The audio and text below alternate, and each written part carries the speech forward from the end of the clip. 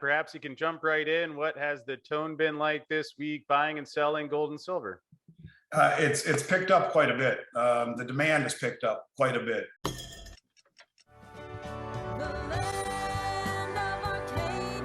Well, hello there, my friends. Chris Marcus here with you for Arcadia Economics.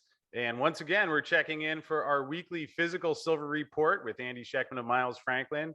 So Andy, great to have you on in here today, as always. And first of all, how are you doing? I'm great. I'm sorry to have kept you waiting a few minutes. Craziness is all around me here, Chris, but it's great to be here. I love being here. So thanks for having me. Good to see you again. Well, I appreciate that. And perhaps you can jump right in. What has the tone been like this week, buying and selling gold and silver? It's picked up quite a bit. The demand has picked up quite a bit. It had been slow for all of May and a little bit of June. You know, we were seeing slowness, but I think you're beginning to see a greater understanding that the Fed's in trouble, and the amount of interest is starting to ramp back up again on par what we've seen on average for the last 2 years. It's many times anything that I've ever experienced in my entire career the last 2 years. And while the last month and a half has been a nice respite from it, it seems to be picking right back up again. There's a charge in the air, I guess, right now, Chris, and it's hard to pinpoint what it is that makes people do it. Maybe it's the meeting of the G7 and the G8. The G8 coming out, like you've talked about and reported on, and actually showed me the article. Something I've been talking about a long time, the BRICS nations coalescing to make a new world reserve currency. Maybe it's something along those lines that are rattling people. Well, yeah, we did cover the BRICS news this week where Putin actually said they're working on a new global reserve currency. He said a couple of years ago he was going to sell his treasuries. He did it. Whether you like what he's doing or not, it seems like he has a tendency to follow through. You also mentioned the Fed, and even Jerome Powell now admitting that a recession might happen. I don't know if Janet Yellen's checked in on that, but here are some wild comments from the Dallas Fed, who's a little more blunt than Jerome. The recession will have an impact. The inflation is going to cause us to increase employee wages, which we'll have to offset with some employee layoffs. Government overspending and transfer programs have inflated the money supply while resulting in unchecked corruption and waste. We'll be paying that off for generations. Dallas Fed survey. We'll all be lucky to have a job within 1 or 2 more years of this disaster. So certainly giving a different message out there. And is that what people are talking about when they call in, or how are they feeling right now? You know, I think in many cases, Chris, and it's interesting, you know, I think a lot of people feel like this charge in the air. They feel what's happening, kind of like your spidey senses. You know, we're all blessed with good intuition. We feel it. We know we should do it. Do we act upon it? And that's the difference between most people who have a vision about what they should do with their lives, whether it be a relationship, whether it be a business, whatever. In this case, whether it be about what to do with their money. They feel it. They sense it. They don't feel safe in the bank. They don't feel safe in dollars. They sense things are happening. They sense that we're already in a recession, that things are slowing down. Maybe they can't quite articulate it, but I would argue that people are starting to feel that something just ain't right. And when you talk about all the geopolitical things going on, the wars going on, and the division in this country going on, it only adds to that charge in the air. So I don't know that people are flat out saying this is why.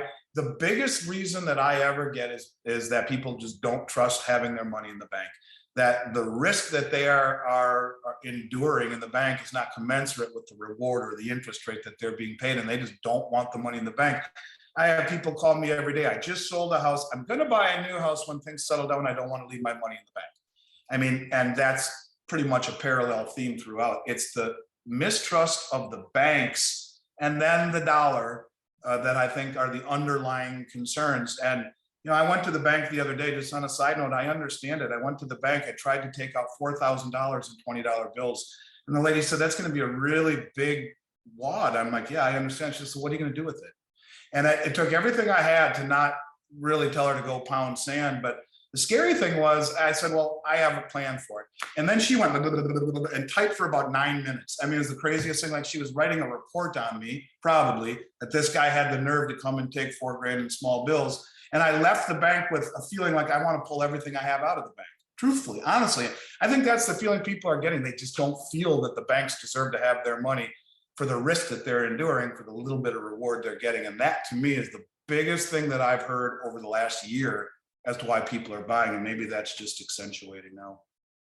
Well, it's interesting you mentioned that, and I'm not saying this is a reason that people should go out and buy silver, but certainly as I watch the things that are happening and some of the things that are being supported and the way the money's used and how, you look through these bills, see where the Fed's sending it or which congressional leaders are getting a nice porculus out of that. There's something that feels nice about not being associated with that. And again, a lot of factors that go into these things. Although, Andy, I get what you're saying about the tone out there, although something that I've been thinking about a lot, I think is only fair to mention and that people should be considering. It does feel a lot like 2008. And we saw even as, the Bear Stearns funds were failing in 2007 with the mortgages, silver rising then, although once it hit 21, when we had that infamous Bear Stearns JP Morgan deal, we continued to see chaos in the markets, banks failing leading up to the Lehman failure. Yet gold went from 1,000 to 700. Silver did go from 21 to 9. I think there are some reasons. I mean, it's hard. Well, silver at $21 now, it's hard to see it going to 9. I would imagine you would have at some point something like the response to $12 silver a couple of years ago. But what could you say there in terms of the risk to the downside and given the unique environment we're in? In 2008, it was a credit crisis, and there's a mantra that we all have been fed, and we're all supposed to believe, lock, stock, and barrel, that when the shit hits the fan, you throw out the baby with the bathwater. That you sell the gold and silver to pay off margin debt and to come up with liquidity when everything else is crapping. Okay, maybe that's true to a degree. I don't really buy it. To me, it's the same. It's just more part and parcel with the way that where they have held down the price the way they have forever. And when there's real reason to move away from fiat into metal, that's the perfect time to step on it, to delink the rationale, the misdirection, to sever the rationale people would have from fleeing the sinking ship. And so, no, don't look here. We're going to knock the, and then they blame it on rushing to liquidity. And each time it shoots right back up. So maybe there's a portion of that's true.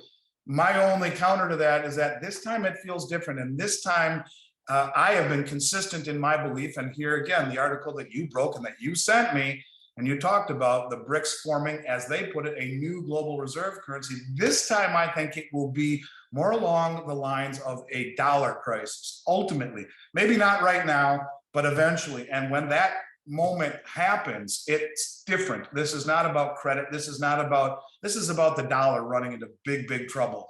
And in that respect, look, he or she who loses least wins. And I think gold and silver will be the last man standing in that environment. And because as the dollar loses value, if OPEC were to say we're no longer taking just dollars, we're being protected by Russia and by China, we're not gonna only take dollars for oil any longer. Overnight, the dollar would collapse, interest rates would spike, and everything would tank. And so that's your great reset moment. To me, you hold gold and silver and you don't care what happens immediately after a big drawdown, because again, he or she who loses least wins. And you can, more so gold at the moment, you can look and see gold's up 2% or so for the year and everything else has gotten creamed. Ultimately, I think you'll see that really be the case as assets, financial assets, try to find equilibrium in this crazy environment. And silver, when you look at it, it's gold on steroids. It's the most undervalued asset in the world. And so if it falls, like it did in 08 and like it did in 12, I'll remind people, in 08, it went from 21 to 9. And when you could finally start buying it again, you paid 100% premium with an 8-week delivery delay. In 2020, when it fell to 12, you paid 100% premium and had a 4 to 6 week delivery delay to get it. So those are just paper make-believe prices that ultimately correct themselves because of arbitrage opportunities or whatnot. So if you saw it, it would be very short-lived, in my opinion. This time, especially as the currency is falling and people are freaking out, looking for anywhere to find a modicum of safety. I think that makes sense. And as you were saying it, perhaps one way of looking at it that might be helpful to people, someone asked in the chat yesterday, what if silver goes to $1? I was thinking, if silver went to $1, I mean, there's a degree of me that I care about the people who are watching the show and we're talking about silver and I want people to have a good outcome. So, that would be one side of it. Yet on the other hand, if silver went to $1, I almost smiled thinking it's like, wow, think about how much silver I could get. Of course, that's an extreme, but I think that's the nature of markets where, yes, if you own the asset and it goes down, you feel that, but it really depends on what your investment horizon is and what you're looking at. And perhaps without digging back into what we discussed last week in terms of someone's comments about one of the videos, I guess one thing I hope comes across clearly, and that person accused us of saying that we often say silver is going to $50 or $500 soon. I do agree that there are people out there that say things like that, although I really thought about that a lot this week and actually reviewed it with a couple other people who watch the show often, making sure that it comes across clearly that it's a heavily manipulated market. I think when I look at 2011, there's reason to believe that you could or would see something north of 50. Although hopefully we've been consistent, and you tell me if I've been consistent in saying that we don't know the timeline of this, but when you see the debt load building and you see that there still is no easy scenario for the Fed, top on now what's happening with the BRICS, hopefully I've phrased that in the right way, and also allowing for the fact that when you have something like 2008, which seems like we're headed towards, we don't know what happens in the meantime. Does that come across clearly? I have loved you like a brother since the day I met you, and I will tell the whole world out there, even in friendship conversations, going on a walk or in a car or wherever, you have never once ever said anything like that to me. Never. And I haven't seen every show you've done, but I can tell you, you have never come out to me or on anything that I've ever done publicly with you and said, here's a number, 50, 500. I say it's the most undervalued asset on the planet for reasons based upon demand in industry and monetary demand. You cite many things just like that, and even more in depth. You cite the manipulation, you cite the Bart Chilton interview, but never in anything have I ever heard you come out and say, like people there are people in this industry who I like and respect. I won't name their names, but they say 500, 600 or whatever it may be. And, great, more power to them. It'd be great if it went there. I don't recall you or I ever saying a number. The only thing that I've ever said that would even be close to that would be if you realize that and I have said this, that there's the average over the last 150 years is roughly 42 to 1. So you take the price of gold of 1850 and divide it by 42. And I said, silver should be at least $44 an ounce right now, based upon the historical relationship between the two. That's it. But to come out and say that we are saying it's going to be 50 or 500 sometime soon is just flat out not true. Yeah, maybe we are deep down, we're bullish on silver and want to see it go higher. And I would agree with that. But telling people to buy it because they're going to get rich is not something you've ever done, and not something I've ever done. Well, fortunately, what's most important to me is I just want to make sure that I'm covering silver in an accurate way. And, I've held back on what do I internally think will happen and not phrasing headlines to give people the wrong impression. Although when I look back at what happened at 2011, what I've studied at 1980, certainly the dynamics are there to have that sort of event. And you've actually seen gold get back to the highs. So again, just hopefully it comes across. I think it's one of those things that's going to be hard to tell, when does it spike?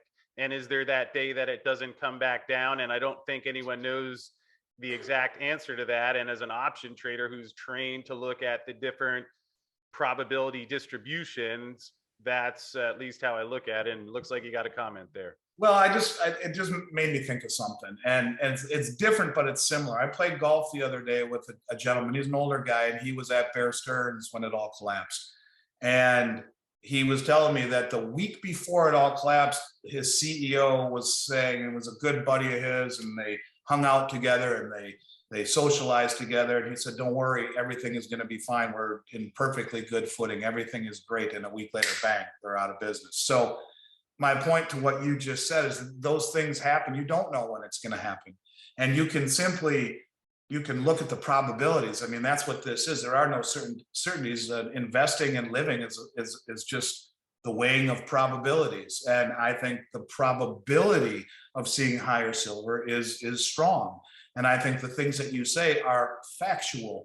And so, when you try to put together logic, mathematics, economics, and facts, and then try and put it together with a little bit of assumption or a little bit of hyperbole, fine. But everything you say is rooted in logic and fact, and mathematics and economics. You have nothing but to hang your head on whatsoever. So I for one, and the topic of that conversation was, in my opinion, was humanizing all of this. That you do care, that I do care. That was what we were trying to get at more than anything. That we care, and that you don't want to, even though we believe it, and we know we're influencing some people to see the world the way that we do. In the end, we're doing the exact same thing. We say as we do as we say. And anyways, not to go too far down the rabbit hole, I would just like to say that these kinds of things happen like that when you don't expect it. At bang, you wake up to a new reality, and that's the way it'll happen with silver too. We'll wake up to a new reality. This won't be a slow bleed. This won't be, oh, geez, I better buy some silver. I've been listening to this guy forever. I haven't done it. We'll wake up to a new reality, and things will be different. That is the one thing I do believe, whether it be with the economy, whether it be the price of metals, or any major decision, a new currency that gets rolled out, a central bank digital currency or whatever, it's just going to be bang. And I don't know. I think they'll try to. Markets are not going to allow people to slowly work their way into a position. They're just either you're in or you're out. And if you haven't done so proactively, then you're screwed. And that's why I like to say to people, silver's wealth. You're accumulating wealth. You're not doing it to get wealthy. And so it's easier to continue to accumulate your wealth on a habitual basis. I've told you many times that when I started in this industry with my dad, 33 years ago, there was one rule and only one rule: I'd buy something every 2 weeks. And I've honored that promise to him. For 33 years, I bought every 2 weeks. To me, it's a wealth accumulation. And if it doesn't go to the moon, so what? I give it to my kids, and it's there for an emergency or an opportunity. It's wealth. And I think that's, to me, to my mind, you've been very consistent in saying something very similar, not about getting wealthy and running off and buying a new Ferrari and a mansion with your proceeds. Now, I will say that at the same time, if you happen to get lucky with an option position, which is easier said than done, I've had some success there, some crash and burn there as well. But in either case, I just want to make sure that things are coming across clearly to people. One thing here that I might point out, zero hedge story: White House is quietly modeling for a $200 oil shock. This was reported from CNN, so factor that in. But Phil Mattingly writes, instead of managing an economy in the midst of a natural rotation away from recovery and into a stable period of growth, economic officials are analyzing and modeling worst case scenarios, like the possibility of a shock of gas prices hitting 200 per barrel. And it just makes you wonder, and especially, I have one more note actually here.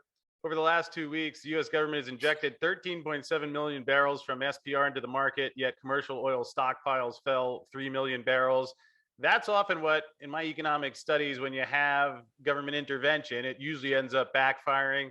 But just the idea that, we see the price of everything else rising. I mean, your sandwich is going up, the gas is going up, clothing is going up, everything is going up, oil's going up, gold's going up, stocks are down, but they have been going up. So it's not something where you can say, well, just because they print money, it's all going to go into silver. But it is interesting how silver still is not matching the rest of just about everything else that's out there. Well, if you look at the concentrated short position of all the commodities on COMEX, silver is way above everyone else. And the only thing that comes back to, there are two plausible explanations. One, the commercial banks just figure they can screw the regulators and screw everyone else and make tons and tons and tons of money by playing the same game they always have, by shorting it. Or two, and I subscribe to the latter, is that it's a very strategic metal. It's a very important asset. And for whatever reason, they don't want to let it express itself. Maybe the US government is accumulating it as much as they can while holding the price down. Or maybe they just don't want to be crowded out of this market. I don't know what the reason is. But I do know that it's the most heavily manipulated commodity on the exchange by a long margin, by a huge margin. If you look at the concentrated short positions of every single commodity on the exchange, silver is way above them all. It's important enough to the commercial banks to do what it takes and even go as far as paying $920 million fines to the Justice Department to hold gold and silver down and platinum for whatever reason. Ultimately, it's going to end. It's going to end because there's going to be a demand for delivery at some point. And at some point, you push the price down for an asset that is so universally needed in so many things, plus desired for monetary protection. It's a very dangerous game that these banks are playing. And one of these days, just like all of the manipulations before for impure reasons, like the London gold pool, it'll end, and it'll end badly for these commercial banks, just like it did for Bear Stearns when they went belly up because silver shot back up to 21. So look, I don't know what to say other than that it's an important enough asset for the banks and the regulators to turn a blind eye to hold the price down. And for no other reason, that should make people think, maybe I should ignore the price and do what these banks are trying to prohibit me from doing by rigging the price, because it's obviously important to what's coming next or to the future of this country or to the world. And why else would they be doing this? Holding a loaded gun to their head. If the price goes up, they'll face the same fate Bear Stearns. The price of silver goes up, they'll face the same fate Bear Stearns did. So I don't know, Chris. I think it's an interesting question, one to think about when you're alone in the recesses of your mind. Why this is happening? That's the only thing that comes to my mind. Well, speaking of which, in the couple minutes we have left here, we did have a couple questions come in for you this week. And one person was calculating the changes in gold and silver spot prices since Nixon took us off the gold standard, with gold going from 25 to 35 an ounce before hitting 1850. Silver was $1 now, approximately $22, and basically leaving gold up 74 times, silver only up 22 times. So that's why I like saving in gold better than silver. I know silver is undervalued, but so is gold. Believes the manipulation will continue on. What would you say there in terms of evaluating gold as opposed to silver at this point? Well, I almost hate to say this because I know the people who listen to this show really want to own silver. I say this because this is the way I truly feel. I think silver is the most undervalued asset on the planet. I think that silver is where the majority of people's focus should be. However, if I were a quarterback in the huddle, I would say you accumulate a lot of silver. And when you realize that the ratio is 85 to 1 right now, it's only happened a handful of times in human history. When you realize that the average ratio between gold and silver for 150 years is 42 to 1. When you realize that for thousands of years it was 16 to 1, the geologic footprint. And it was that way for many, many, many, many, many, many years. And when you realize that it's coming out of the ground right now globally at 7 to 1, it's a depleted asset. It's found in nature in a form called epithermal, very close to the surface. The big deposits were found long ago. And as you've done a great job talking about, only 35% of all the silver that comes to the marketplace comes from companies that specifically mine silver. The majority of the silver that comes to the market comes from byproduct mining of other metal. And so when you realize, look, when I first realized that silver was 85 to 1 in 2010, it was the second time in human history I told everyone, sell your gold and buy silver. And within 7 months or 8 months, you had $50 silver and $1,915 gold. That's 37 to 1. You could have traded back into gold and made 2.5 times what you started with. So to your point, the only thing that makes me feel that if I had one choice in the end, it might be gold. And the only reason I say this is because the tier 1 revision of it. And when you talk about gold being the only other tier 1 reserve asset next to US dollars and treasuries, it tells me that it's going to have a central role in what comes next. Now, how do you get more gold? You accumulate more silver. Well, what if you do that and you want to switch it to gold when that ratio corrects and you can't? Well, then you're stuck with a metal, and I use stuck very quote unquote with with something that has more utility than just about anything in the world and is a substitute for gold in the respect that it currently takes 85 ounces to be worth 1 ounce of gold. As we get older, $1 million in gold you could put in a briefcase and sprint to your car if you had to. $1 million in silver, on the other hand, you'd have to take 5 wheelbarrows back and forth to your car. So it's a logistics issue. Silver is the place to be if you want to make a calculated bet on really increasing your wealth and maybe increasing the amount of gold you can ultimately buy. In the end, it is my feeling that we should never ignore gold because the banks are telling you it is the only other tier 1 asset in the world next to US dollars. It is a riskless asset as far as they're concerned. And this is why I think you're seeing the BRICS nations and all the Eastern European countries, especially the ones that are not part of they're part of the euro but have their own currency, like Poland, Hungary, Czech Republic, Turkey. These countries are massively accumulating gold, as are the BRICS nations. To me, that tells you something. If the worst case is you're stuck with silver, so be it. But I think you shouldn't overlook gold. You won't become wealthy owning it, but I think you'll have less volatility owning it. And when the dust settles, I think the big money will be in gold, unfortunately for us silver holders. I think that's fair. And again, perhaps depends on one's perspective, their age, where their time horizon is, and also my background as an options trader and looking at things comparatively. There's a scenario in which silver in a blowout environment could go up a lot more, but certainly gold has hung in there better, at least in the last couple of years. Last question for you before we wrap up. Can you ask Andy Schectman if the US Mint is at full production for Eagles again yet? I haven't heard much coming out of there, but what would you say on that? Well, first of all, they called us last week and said for the rest of the year, they've cut their gold allocations in half, right down the middle. So that's it, which is weird because gold hasn't been where everyone's been buying their money or putting their money. It's been in silver. So no, they're not. And without being, this is kind of a delicate situation, what I'm about to say, but we just did today a massive order, the biggest order I've ever done in my career. And the client wants every silver eagle that I can find, period. Every silver eagle I can find. And I'm having a really hard time even getting half of it filled. And when I've been telling people that the market will define itself by an inability to source product, here's what I'm getting at, is that no, if it's this hard for me to find, let's just call it in this case $25 million worth of silver eagles. It's hard to find it, and I'm shaking every tree I can. What does that tell you?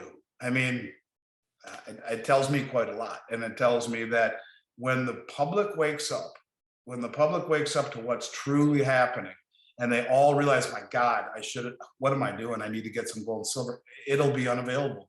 So no, the mint is not anywhere near. They are the model of inefficiency, and put an exclamation point on that. By every gold eagle, the allocation is cut in half. I think they've made about 500,000 gold eagles so far. That means another 250,000. They won't even produce 1 million gold eagles this year. So no, they're everything or anything but back up to full speed. Well, can always count on the US Mint, as the old saying goes. But Andy, in wrapping up, could you let folks know if they have questions, if they would like to buy or sell gold or silver, or platinum or palladium for that matter? What can you say there? Sure. So as I've said before, our new website actually is going to be launched in August, and we're almost there. For the first time, I can actually say that it's coming together really nice. Until then, an email, and even once then, because we built our whole model is about relationships, customer service. And I think where we're heading, Chris, much like I know I can always count on you because you're my friend, I think it'll be nice for people who've worked with us to know they can always count on us in a relationship capacity. And that's important where we're heading, I think.